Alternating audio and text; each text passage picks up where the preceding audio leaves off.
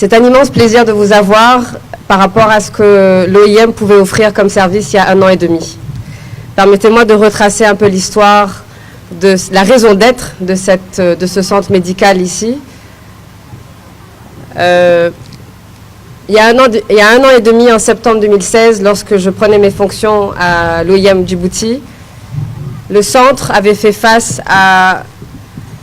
plusieurs migrants qui s'étaient présentés au centre avec des problèmes de diarrhée, des problèmes de tout autre. Et l'OIM n'était pas en mesure d'offrir des services et d'appuyer le CMH d'Obok pour traiter ces migrants. Et c'était effectivement le plaidoyer que l'OIM, que le ministère de la Santé a fait auprès des bailleurs comme l'Union européenne, la coopération allemande, pour que ce centre médical puisse voir le jour aujourd'hui. Donc je souhaiterais remercier encore une fois les bailleurs de fonds, l'Union européenne, la GIZ, à travers la coopération allemande, de leur appui. Ce centre médical n'aurait pas vu le jour, effectivement, sans l'appui de nos bailleurs, mais sans l'appui aussi du ministère de la Santé, qui, dès le début, lorsque nous avons fait face à ces défis,